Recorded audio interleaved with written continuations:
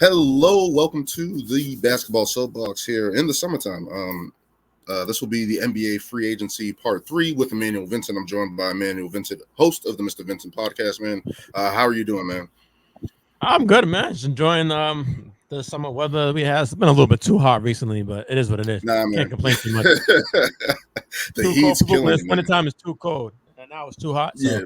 I'm trying to make the most of it. NBA is kind of the down time right now in sports with the NBA being over. There's no NBA, no NFL. So just trying to make it through the summer. It's the dog days of summer. So definitely going to get into it, especially with free agency popping off this Sunday. Now it's Tuesday, so we got a couple days into free agency, and of course the big domino to fall first was Paul George signing with the Philadelphia 76ers, man. They made some other additions. Tyrese Maxey signing his max deal. Eric Gordon coming over from Phoenix, adding Andre Drummond and retaining Kelly Oubre. What do you think about Paul George going to the Philadelphia 76ers, man? I like the move. I think it was the most logical move PG could have made, seeing how, 5 years in LA, one conference finals appearance, countless injuries to key players at the wrong time in the season. Now, you could say, hey, he's going to play with Joel Embiid, who was also injury prone. So it just kind of seems like a lateral move. But at the same time, the East is relatively weak right now. I mean, the only clear-cut team better than them, I would say, probably is the Boston Celtics right now. I like this big three. They all fit together, unlike, let's say, the Phoenix Suns, where all their skill sets are like redundant. Whereas in Philly, you have a dominant big, an elite wing, and a point guard, right? So I like that, and I like the Eric Gordon. I thought that flew under the radar. Re-signing Kelly Oubre and Drummond. I get it. He's gonna help like being an interior presence. I can help spell Embiid some moments, but I think they're really heading in the right direction. I know people looking at like, oh, Kawhi. What's that? Kawhi. Paul George is like 34, but he's not gonna be actively the best player on the team. He's not gonna carry that burden that he carried like in LA. A lot of nights it might be the third option on the team. I think that's perfect for Paul George. So that's why I'm not really worried about it right now with his age. And then you got to go be all on Embiid. Embiid's like 30 right now. He's probably doesn't have that much long being this dominant player considering the injury history he has. So you got to put a team around him right now. So I thought that Daryl Morey hit a home run right there with PG. Yeah, man, I like the move for them. Something desperately that they needed. And again, I thought as soon as I saw the move, I'm like, okay, they got Eric Gordon, they got Andre Drummond, they add Paul George, they lost Tobias Harris. That's a win in itself. That's a win. You upgraded from Paul George from Tobias Harris. That's a win. Whatever question mark you had about. It's like a hoopty to an Audi.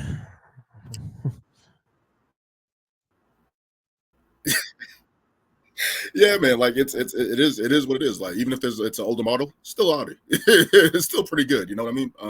But I just like the move for the Philadelphia 76ers, a versatile defender, a good catch and shoot shooter in Paul George. Definitely going to be helpful off the double teams from Embiid, and especially where this Philadelphia team desperately needs shooting. Last year they tried to have Buddy Hield fill that void, and it just didn't work. So Paul George is definitely going to pick up from that standpoint.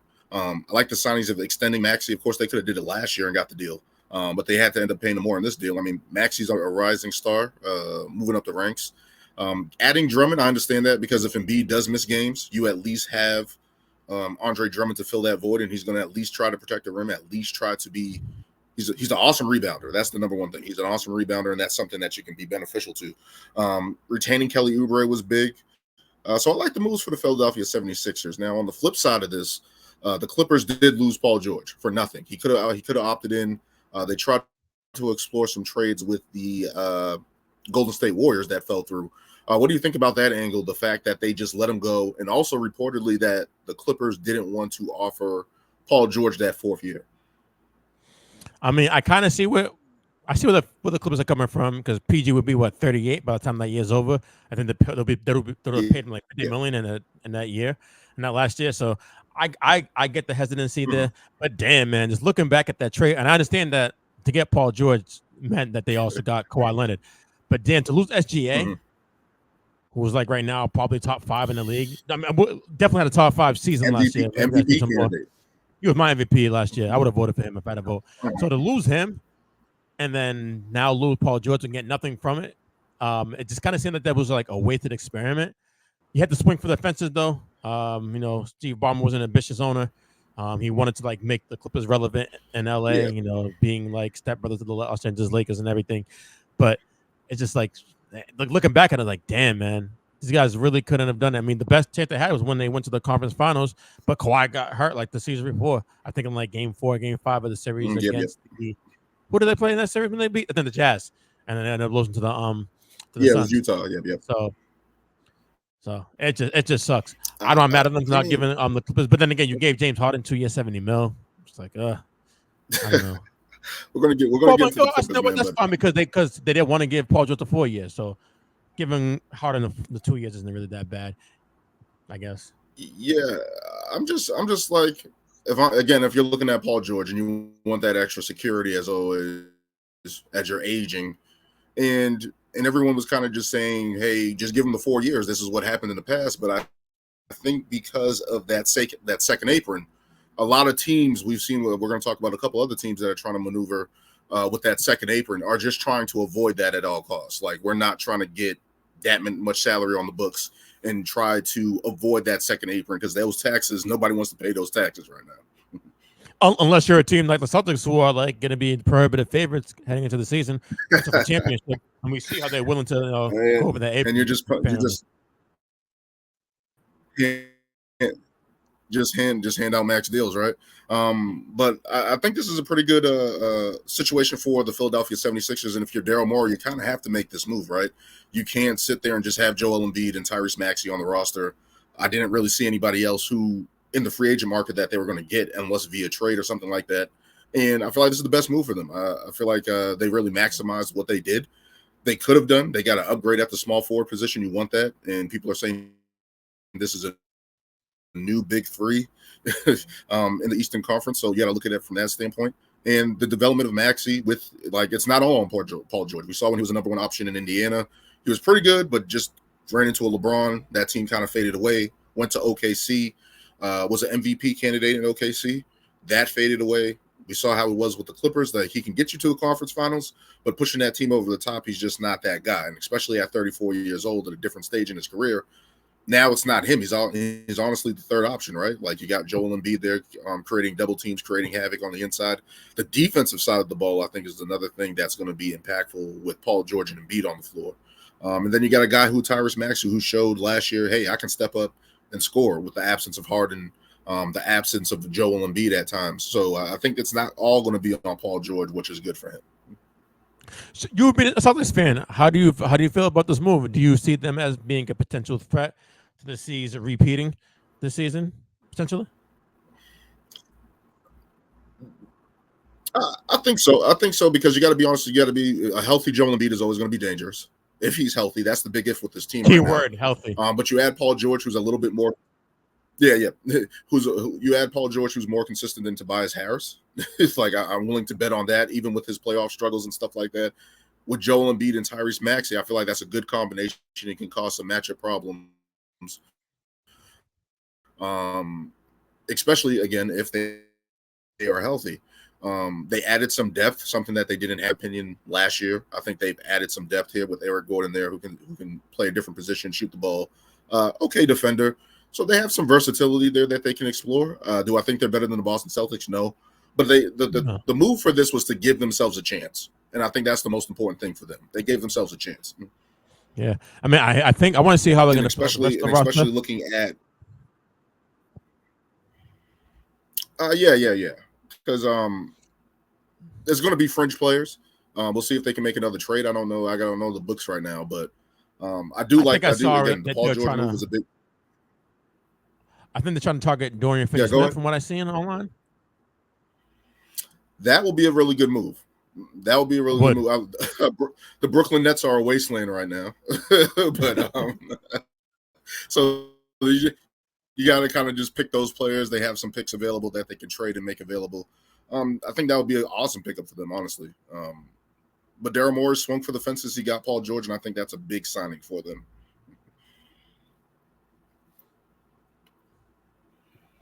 Yeah, I like a it. little I delay think, here. I think they Yeah, got there's a the little best delay. big three in the league, but that's kind of by default. Since there's not really any big threes anymore.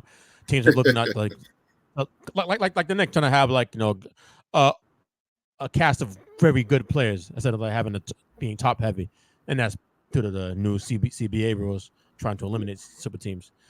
But I think they were able to do it Yeah, because of Maxey. Maxey was drafted like 20th, 22nd, and 21st, something like that, in the early 20s. yeah. So I think Brian Windhorst was comparing that to Brock Purdy, whereas he was selected last in the draft. So you were able to like put a great cast around him, which is why they were able to make this move with Paul George because of where Tyrese Maxey was drafted at when he came in the league. So kudos to the Sixers for getting the talent that late. And also that cap space. That cap space. Yeah, that's a good move by them. They definitely got Tyrese Maxey 21. And I believe the contract situation allowed them to have that cap space because if he was drafted higher and made certain all-star selections, all NBA and stuff like that, they would have had to pay him more. So that money wouldn't have been available if he was drafted higher and received those rookie max extensions. So that definitely worked out for Tyrese Maxey. He's getting paid. And I like this move for Philadelphia, man. I really like it. Let's move on to another team in the West. The end of the Splash Brothers, man. Klay Thompson leaving Golden State for the Dallas Mavericks. What do you make of this, the end of the era in Golden State and Klay Thompson moving on to play with the Mavericks, man? Hey, man, it's not going to really hit me until I see him in the Mavs uniform next season taking the court. But damn, man, the end of an era, man. I mean, I think that was the last like homegrown team. You can kind of say the Boston Celtics like that too with JB and JT, but like guys staying in one location for like several seasons with Draymond, Steph, and Klay. Guys who built something, who were all drafted from the Warriors and ended up winning multiple championships. You don't see that anymore like now with the player mobility and the player empowerment era that we win. So seeing that era being over and the effect of how those three guys just influence basketball and like the way it's playing today, it's kind of sad, man, to see.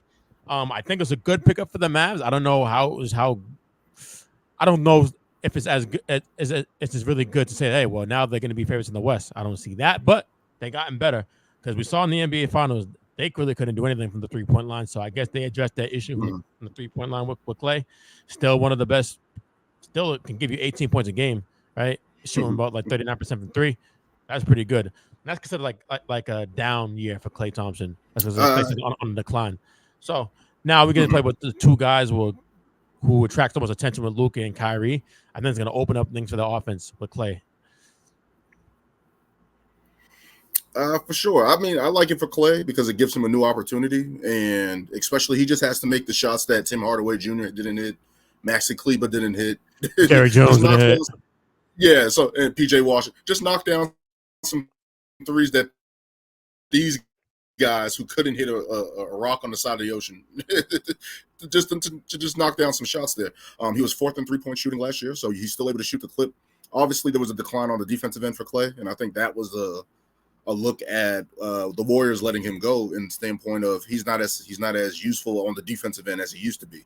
And even though he's trying to fight through it and play through it, they just looked at it, those two leg injuries, devastating back-to-back years, and they probably just felt like it was time and they weren't going to offer him that money he was looking for, which is unfortunate because, as you said, this was the last true homegrown team in the NBA, right? Like when you look at the Boston Celtics, yes, they have Jason Tatum and Jaylen Brown, but there's a lot more additions in terms of Al Horford, Kristaps Porzingis, Drew Holiday, Derek White. All those people were acquired through trade or free agency.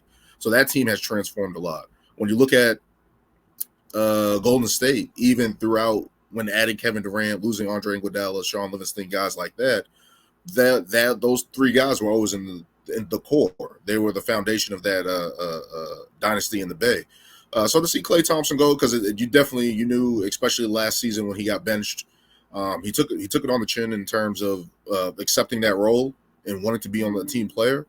But in the terms of looking at it from Klay Thompson's side, this team took care of Jordan Poole. This team took care of Draymond Green. This team took care of Andrew Wiggins. And they didn't take care of Klay. So looking at it from that standpoint, I understand why he would be upset. I can understand why he would want to leave. But you're going to understand, too, why the uh, Warriors didn't take care of him coming off 2 serious injuries and getting up there in age and seeing his production sort of dip. So I get where the Warriors are coming from, too. It's a tough situation. I do, and I don't, because it's like you guys took care of Andrew Wiggins. What did Andrew Wiggins give you guys last year? Nothing. What did Draymond Green give you last year? But they took care of him first off a finals victory. In Jordan which he was Poole's not on the team anymore. But they took care of Wiggins after a finals victory. Where he's probably the best player and second best player in the series on the team. So, and they did. They did. Kudos. They did try to explore trades with Chris Paul and Andrew Wiggins to, I believe it was Chicago for Zach LaVine. And I think that fell through. I think Chicago offered that, and I think Golden State said no because they just don't want any money on the books. Also, Chris Paul and all this got waived and is ending up in San Antonio playing with Wemby, which I think is pretty cool, especially for Wemby, who didn't have a point guard last season in San Antonio. Now he gets the point guard entering year 20. It's going to be interesting to watch that team. I'm going to keep my eye out for them a lot next season. I want to see what type of impact that Chris Paul has on the young players.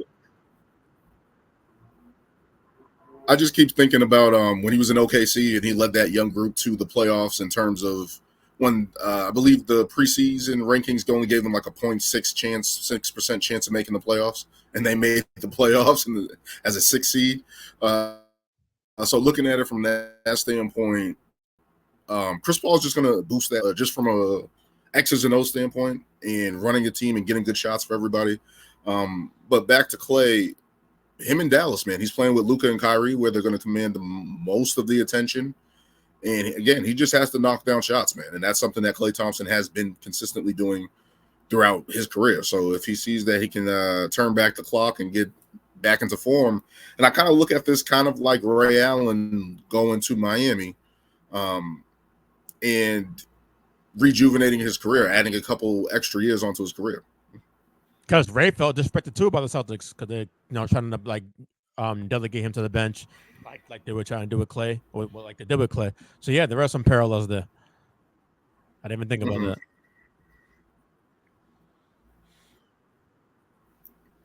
Yeah, and it's just unfortunate. I know. I think Steph Curry put out a press release saying "Splash Bros for life" and basically saying thank you to Klay and all what they've been through and stuff like that. So it's just really sad to see because you can see how tight knit that team was in terms of Curry, Thompson, and Draymond, and how that trio stayed together.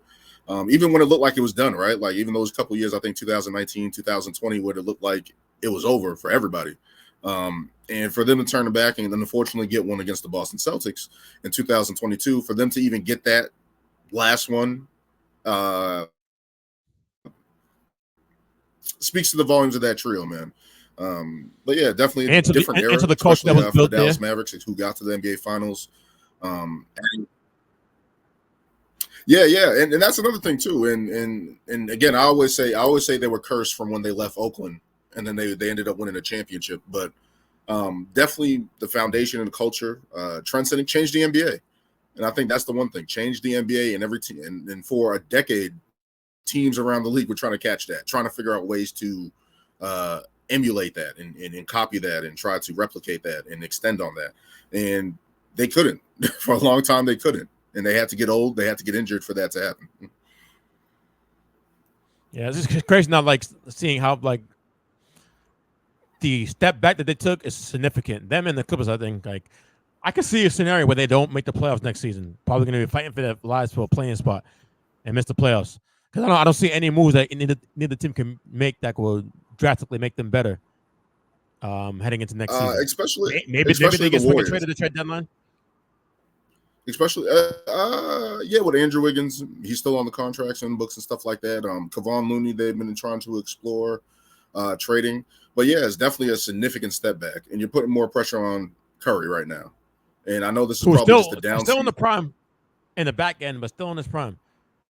So you want to maximize what you have left of Steph Curry. You shoot the ball like him. You can play until you're 40. Yeah. He could if he the way he keeps adding the work. Yeah, he can play until he's 40. So definitely a different era in Golden State, but a new era for the Dallas Mavericks as they add another former champion, a guy with a ton of experience, something that they didn't have outside of Kyrie Irving on that roster. So that's a big win for Dallas in that standpoint. They traded Tim Hardaway Jr. Uh, to Detroit for Quentin Grimes. So they got out of that. They got out of off of Tim Hardaway, but they added Najee Marshall from New Orleans. So a little shuffling. Yeah, a lot of shuffling of the deck, getting some retention there, and a change of the guard there. They did send Josh Green to Charlotte. They're not done either. Yep. No, they have another move. I think they have another move to make, and maybe round the fringes, but somebody that they can definitely add to the rotation, and definitely looking after that run, you got to keep adding to it, man. Luka and Kyrie at least got to the finals. You got to keep solidifying the back end of that roster. So we'll see what they do. Keep up with the West. Moving on, I wanted to get. Yep. I wanted to get your thoughts on Mikal Bridges to the Knicks, Caruso to OKC, and Dejounte Murray to the New Orleans Pelicans. Man, a couple trades that happened prior to free agency. I love the trade with Bridges going to New York. They gave up a lot. Was it like 5 first-round picks, I believe, or 4 Technically first-round picks? 6. Technically 6 because I think one's a swap. That's a lot, but I mean, I think they were kind of in a desperate situation. But I love the pairing with him, reuniting with the Villanova boys with him, Josh Hart, DiVincenzo, and Jalen Brunson. And I feel like that team right now probably is, based on construction, is most suited to possibly dethrone the Boston Celtics right now. I'm saying it right now just because I love their depth. You could probably worry about the injuries, but I feel like a lot of them have heart. They're fearless. They kind of like embody what Tibbs represents on the court. Where I see a lot of some people who are on the Sixers who are kind of flaky in some spots in the playoffs. Yep. So I think these guys are more mentally tougher than the Sixers are. But it's going to be interesting. Caruso, OKC, man.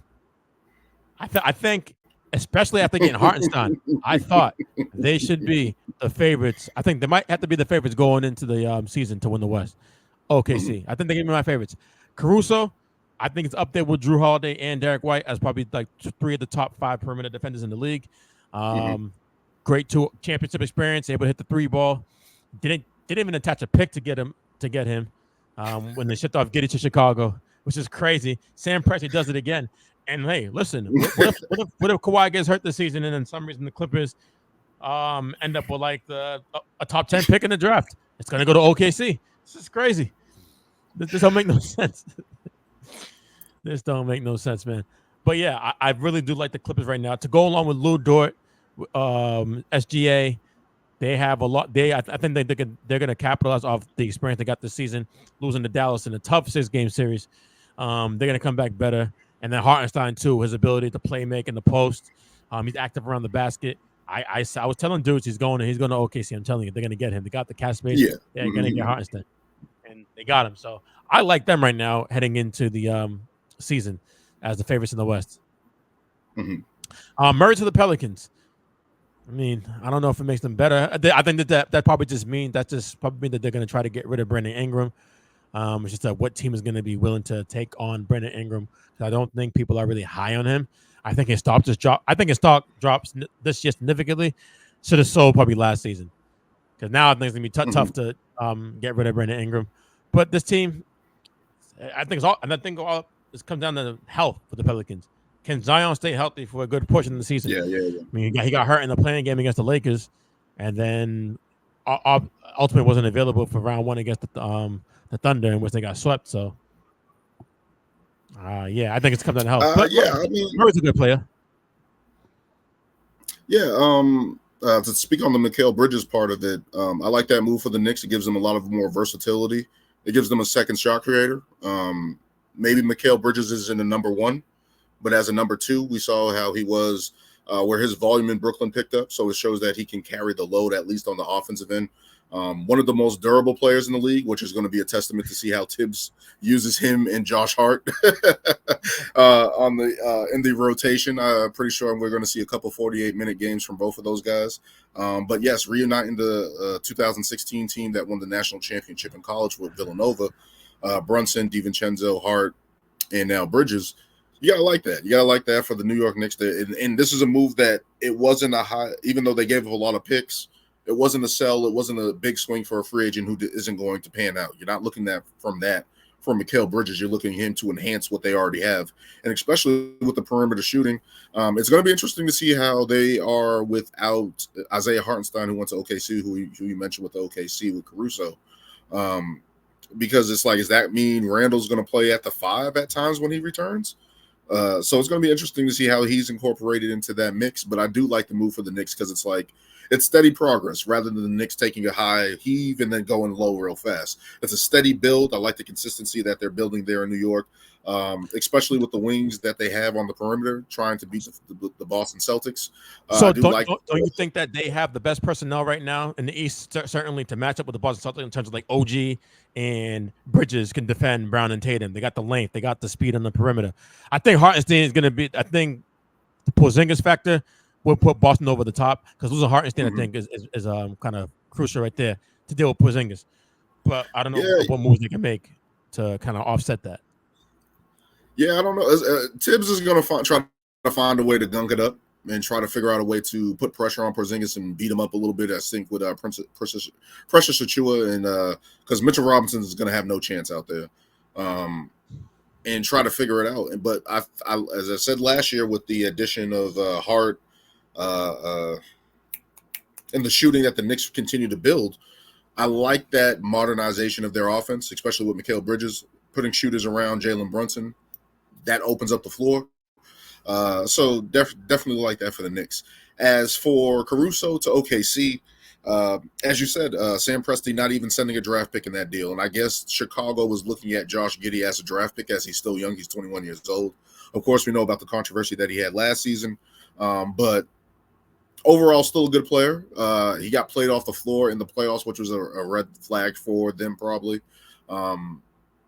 And especially with OKC, who brought in Gordon Hayward, who they were expecting something from that they didn't get, to get Alex Caruso, who's a 40% shooter, to get Alex Caruso, who's an all-NBA defensive player, that's something that you're going to need in anywhere. He fits in any situation, as you said, as a Drew Holiday. So kudos to them. As for Chicago, I don't understand how they didn't get a pick. I don't. People could say whatever they want. OKC has like 26 first-round picks over the next couple of years. You didn't get one or anything. Like, you didn't get one. You didn't ask for one. So that's the biggest thing with Chicago and me. Especially, it looks like they're heading towards a rebuild situation. So that just didn't make any sense to me. But exactly, yeah, exactly. As for OKC, how do you not get a pick when you're trying to rebuild? I don't know. And you just gave up a 21-year-old. You know what I mean? So I understand it from the standpoint of that. I don't know. Again, as maybe they're looking at Giddey as a draft pick, but I'm just like, I don't know. And adding Isaiah Hartenstein, somebody that they probably desperately needed probably last season and probably could have made a bigger run. But as you said, they're favored in the West, especially with the stagnation of the other teams that we're going to get into. Yeah, I like the moves from OKC, and they just continue to just prosper and find ways to just fleece teams as they continue on. And to have the cap space, that's another thing too. To have the cap space to get Isaiah Hartenstein, they're going to extend Alex Caruso. So kudos to Sam Presti, continues to do a good job in OKC. Moving on to Dejounte Murray going to the New Orleans Pelicans. I like that move because they desperately needed a point guard, and I think they relied a little bit too much on CJ McCollum in those aspects. Now you have another ball handler. You have a person that's actually going to get after it on the defensive end, on the point of attack. So I like that move because it definitely gives them more options going forward. As for the Brandon Ingram situation, it's definitely going to be difficult to trade him because I believe he's in the last year of his contract. So now whoever trades for him is going to have to extend him. So I think that's something that teams are definitely going to cause the pause unless it's a desperate situation where they desperately need some scoring. And it's going to be on Brandon Ingram to show, hey, I am a trade asset, and you guys can extend me and get another big contract. So we'll see what happens there. But I definitely like all these moves for these teams here, making these trades and getting key additions, I feel like, at each point. Now, does this push the Pelicans to another level? I don't know. We got to see how it plays out because, as you said, health with Zion, Ingram, CJ even. We got to see how that plays out. OKC, that's a big win for them, getting that type of depth and versatility with those guys there. So OKC's definitely a big winner, and the New York Knicks, of course, has big winners. Let's continue to move on here. Let's get into the state of the Los Angeles Clippers, man. Losing Paul George. They re-signed James Harden, which I was kind of shocked by, but after they lost Paul George, I can understand why they would try to retain Harden, especially on that deal. That's a favorable deal for the Clippers at this point in time. Also adding Derrick Jones Jr., who left the Mavericks, I believe it's 3 years, $30 million. Adding Kevin Porter Jr., who was out of the league last year, is back now. So that's a potential good signing for them. Chris Dunn and Nicholas Batum comes back from Philly, and they get Mo Bamba. So definitely some more depth built for the Los Angeles Clippers, man. But what do you think about the Los Angeles Clippers going forward? I mean, we kind of touched on this. It just looks like they essentially took a step or two back.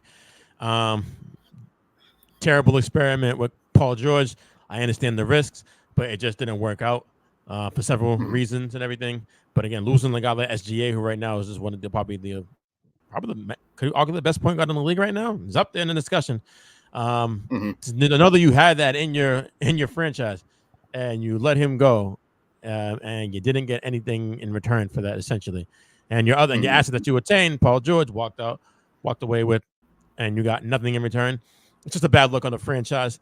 Now, I know they're going into a new building next season, so it looks like they're trying to do like a mini rebuild, because only giving James Harden 2 years. What was Kawhi's deal for 3 years? I think, did he sign extension? 3 years, 3 years, $150 million. The same deal that Donovan Mitchell also signed to stay in Cleveland. Yep, exactly. Yeah. So we see that they're not invested long term in these guys.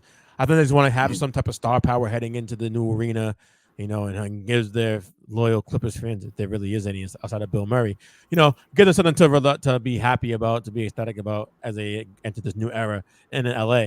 But yeah, it just looks bad for them right now, man.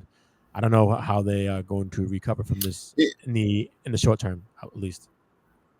I know it looks bad, but again, they fumbled it. Of course, they fumbled it. Of course, it was unlucky because there were all the injuries with Kawhi and Paul George, and it just didn't work out. I think Kawhi, the last full playoff series he played was the bubble, which was crazy when I looked at that, and that's 2020. So to look at it from that standpoint, I think the only time they made it out the first round was with Paul George in 2021 when they got to the conference finals. So it's definitely a failed experiment from the expectations that they had, that they wanted to be a championship team. But from the other side of it, they've positioned themselves, at least going forward, hey, at least it's LA. We have a new owner. It's not Donald Sterling. I just finished watching the Clip series. And it's just like, it's from the dog days of the Clippers, even though it looks grim, and I understand, yes, it was a failure and stuff like that, this is the best they've ever been in their franchise in terms of hopefulness. Like, there's still some hope on the horizon, despite trading 7 first-round picks for Paul George. Hey, there's still some type of hope. There's still some type. It's a new building, a new owner. Kawhi Leonard's only on a 3-year deal. James Harden's only on a 2-year deal. It looks grim, but there is some hope on the horizon, man. There is some hope. I mean, the only thing I can see is, like, in a few years, if a player gets disgruntled and makes it known that they want to be in LA, or even specifically the Clippers, because they mortgage their whole future to get Paul George. Building. That's what they're looking for, because they're going to, and they probably have themselves not to be in long-term contracts. They position themselves to be open in free agency. They probably have the most ambitious owners. Yeah, so it's looking from that. Mark Cuban, maybe. Yeah, Steve Ballmer. Yeah, so like there's optimism that he's going to spend and retool this team. And again, as grim as it looks, I think there's hope on the horizon for the Los Angeles Clippers, at least towards the back end of the decade, because they're going to have cap space. It's LA. You don't have to go to the Lakers. You know what I mean? So there's some advantages there for them, I think, down the road. Right now, they're just trying to stay afloat. But I think down the line, they're going to be in a favorable position. Let's move on to your Los Angeles Lakers, man, and the Denver Nuggets as well. Being frozen during free agency, man. The Los Angeles Lakers basically in a state of flux right now. And I'm surprised about the Denver Nuggets as well. What do you think about these two teams, man, Just kind of being frozen. I think the only other team that didn't make a move during free agency was Memphis. So what do you think about what the Lakers are doing, what the Nuggets are doing? All right, I'll start off with the Nuggets since it's less painful. The Nuggets, man, I'm really surprised that they let KCP get away. I think it's a bigger loss than what people think, or like especially if you're just looking at the numbers of like after like 10 points. But KCP is a proven winner, being on 2 championship teams, starting shooting guard rather, on 2 championship teams. Great defender, solid 3-point shooter. So you need that stability in your organization, and then you lose Bruce Brown after winning the championship. Now in the following offseason, you lose a key player in KCP. Then last season, after this past run, a lot of people brought up the fact that they lacked depth.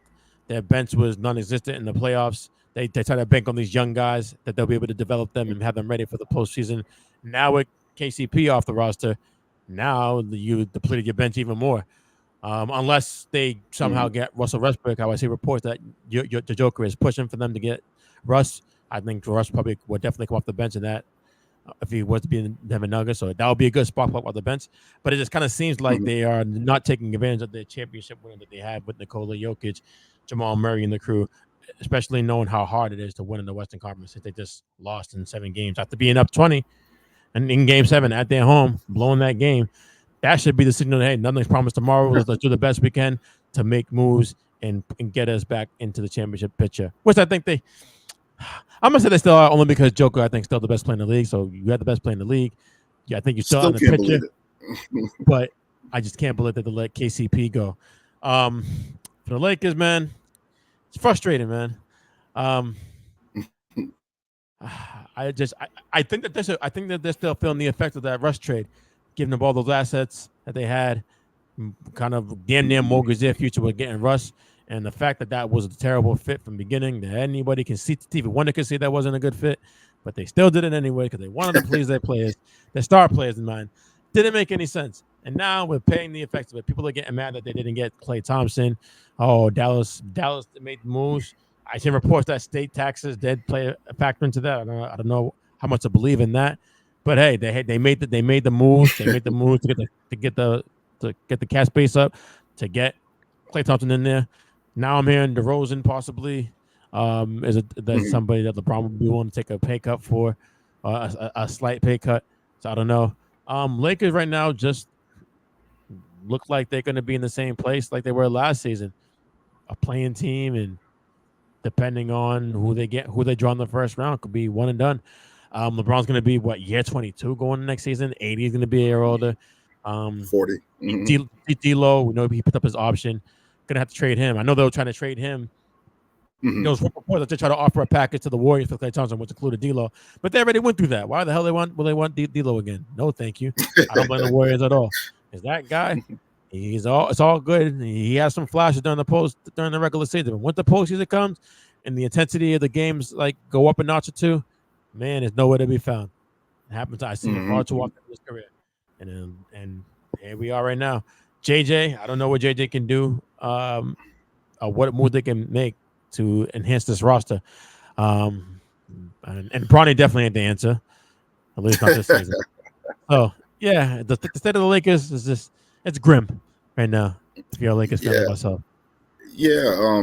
Speaking on the Lakers, man,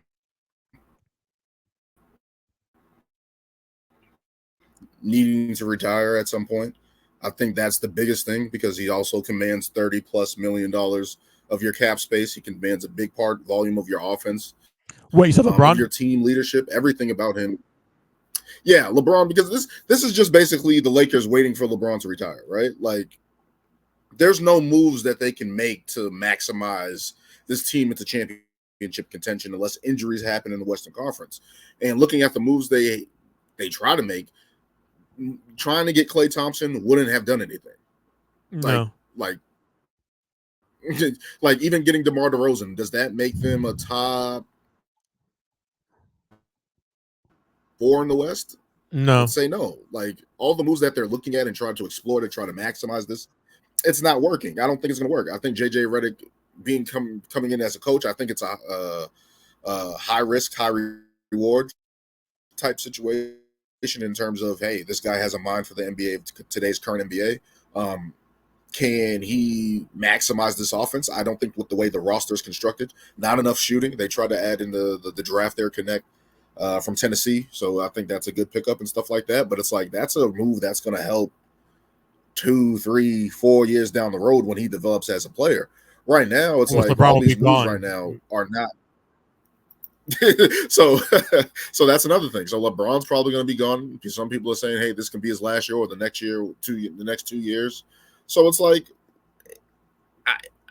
everyone's sitting there trying to be like, hey, they should do this, this should do this. And I'm like, the reality is that you guys are stuck until LeBron James retires. And I think that's just the honest assessment of it. And looking at it, I think JJ Redick, they're just trying to see if he has any potential there that can continue long term. As you see that no coach has made it past 3 seasons. Since Phil Jackson. So you're looking at it from that standpoint, and you're looking at the Lakers, and it's just like, yo, you guys are this is just the LeBron retirement tour for however many years he wants to play. And now I'm just thinking about the mindset of Anthony Davis. How does he feel about that situation? Because it's like, obviously, you don't want to be stuck in a situation where you are first round exits. I don't think Anthony Davis wants that for his career. Or maybe he's content with living in LA, man. But it's just like, I don't know what moves they can make. They kind of maximize what they can do, and I just don't see any moves that they can make. Yeah, the Lakers fans in me would want them. Never gonna happen, but I think they should just move off LeBron. But never gonna happen because while LeBron isn't the best player anymore in the league, he's still productive. He's probably still the most popular player in the league. It is LA. Mm-hmm. They're about making money and being a draw. They need an attraction. LeBron James is still that. You look at LeBron James and AD last year, both played like at least like. They didn't miss 15 games because they both made All NBA. So they played like in the high 60s, 70s range, right? And what did that get them? Got them in the play-in, got them in the first round exit. So are you gonna bank that that's gonna be duplicated again by both of them? I was thinking one of them is gonna get hurt, knock on wood, and then miss like 25 games plus last season. So I don't know if they can bank on that happening again with them being that productive and not missing much games last season. So I think that they should move on from LeBron, but it's never going to happen. There's nothing on LeBron. LeBron is just maxed out as a player. Yes, he still puts up numbers, but he doesn't have the same impact that he did in his prime, and rightfully so. He's about to be 40 years old. I keep telling Laker fans that I keep arguing with. I'm like, yo, if LeBron was 33, you guys would be in great position. You guys would be fine. Yeah. But he's 40. It's just the reality of the situation, man. And it's of course LeBron's an all-time great. Top 5 player of all time, wherever people rank him. But it's just the end. It's just the twilight of his career. It's the ending parts of his career, and we've seen throughout history, it's very hard to continue to build around older players, especially if they're not willing to take a pay cut.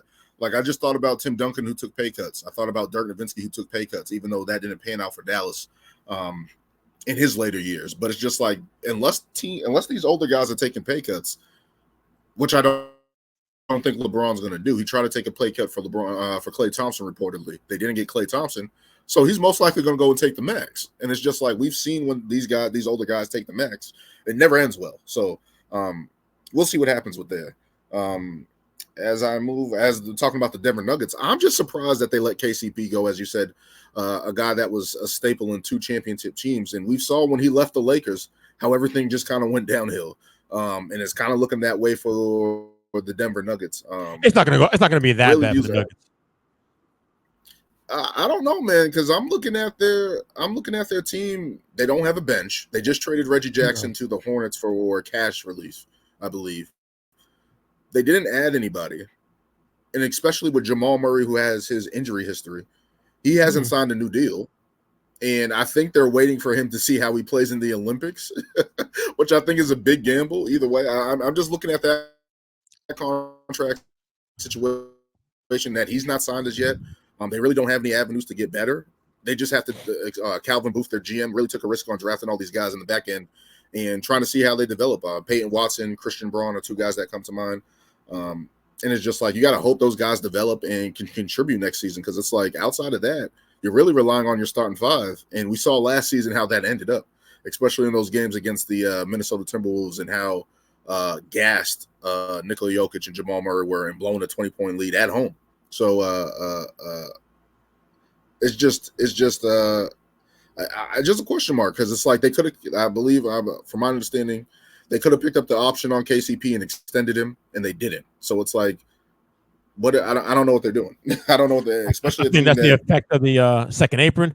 And I think the writing was on the wall when I saw the GM.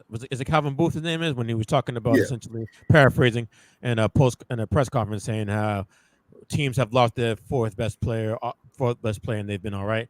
So like, okay, they're probably not gonna resign KCP. But I didn't to think say that in the media though. Yeah, to say that. But I think they're gonna bank too that Peyton Watson will elevate next season. Brown will continue to get better. Christian Brown. But yeah, I think Russ will be a good spark plug off that bench.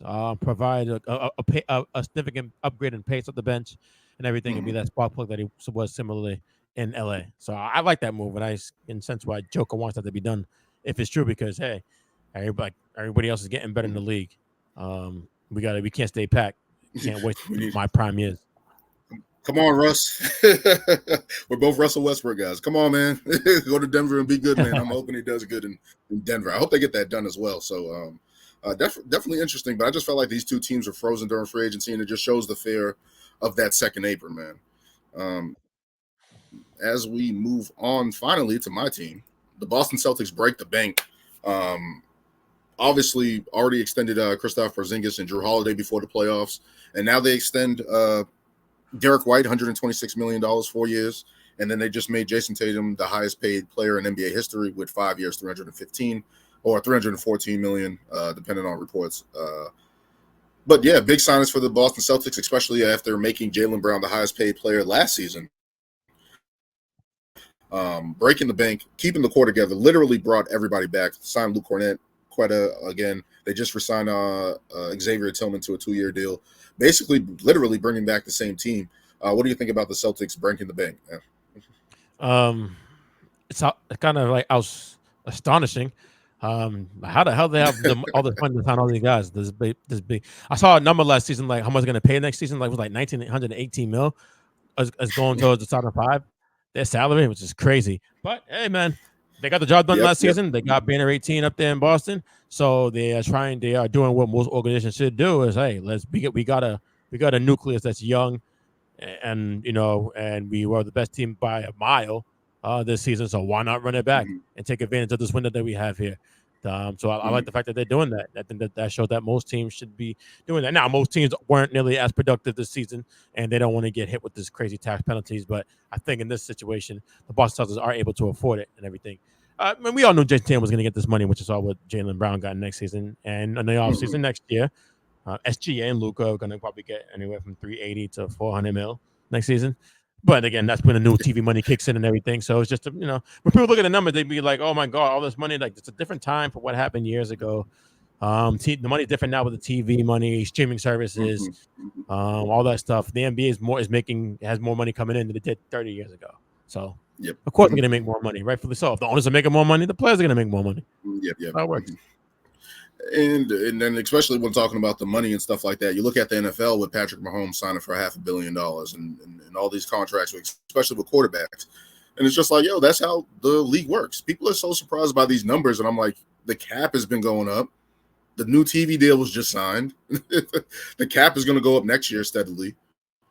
Everyone's going to get paid. Like, you're going to start seeing guys make $600 million in sports. You're going to see guys make, maybe in our lifetime, 15 years down the road, somebody's going to sign $1 billion contract. Like, it's going to happen. It's just the nature of the beast. And people are like, why is this happening? And it's like, that's how much money is now being generated by sports. You add the betting.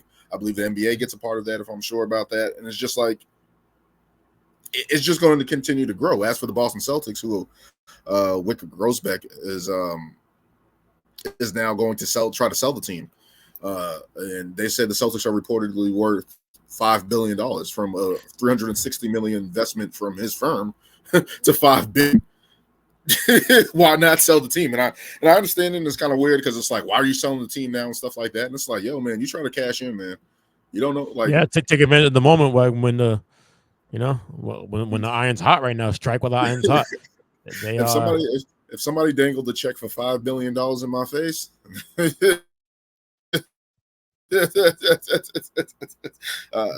Especially when I put 360 million in, like that type of percentage growth, like that type of growth as an organization, it's like you gotta look into it at least. You gotta try to explore those options. So, and even though he's trying to sell the team, it's like who knows when they're going to sell the team. So that's another thing that's going to take a process. And whoever the new owners are, you're coming into a team that's already has their contract set up, staggered correctly, a young nucleus, and it's like whoever's the new owner, man, continue to keep it rolling, man. Don't get scared of bills or taxes. Just keep paying, man. Just keep paying. Do not get scared, man. Because we're seeing these teams now that are getting scared by those aprons and potentially suffering and losing potential championship teams and contenders and stuff like that. Just keep it going. Just keep it going. That's all I'm asking. But happy for Jason Tatum for getting this money, man. One of the top players in the league. There's still room to grow, so I like that aspect of it. And I'm pretty sure he's going to continue to grow, man. He's been doing that. He's been adding to his game. As for Derek White, well-deserved, man. Losing his front teeth in the NBA Finals, it got fixed right before the parade. So that's awesome for him because I was like, they cannot have that man out there at the parade with chipped teeth. But he got paid, so it was all worth it. I'm pretty sure he'll do it 10 times over. So happy for him because to see his development and where he came from San Antonio and stuff like that. Happy for him. But yeah, I think the Celtics payroll's up to like nearly $1 billion between all the contracts combined. In totality. So it's just like total salary. It's just like that's crazy to see. And that's something that we haven't seen because I think all these guys are roughly outside of Al Horford are roughly getting close to $100 million between all these contracts. And it's just like, it's crazy, man. It's crazy. Like to see those numbers. But yeah, happy for my team, man. Happy for my team. But yeah, man. Plug before we get out of here, plug your podcast, man, and anything else that you wanted to touch on, man. So the Mr. Vincent Podcast, you can find it wherever you listen to your favorite pods at. I haven't done an episode in a while since the conference finals. Since the NBA finals, but I'll get back into it next week. Actually, you know what? I'm actually going to do an episode this week, just recapping this free agency, everything that transpired over the week. Sweet. Been kind of busy, so I couldn't do it. So I'll probably put that out on the 4th of July. I'll probably do that early in the morning, bang it out. Yeah, so that's all I got, man. Yeah, man. Thanks as always. Thanks for joining, man. That's the Emmanuel Vincent of the Mr. Vincent Podcast. Check out his podcast on Spotify. Check him out, man. We're cranking out the sports thing, man, day in, day out. But man, as always, thank you for joining me, man. Until next time, man. Yes, sir, my guy. Appreciate you.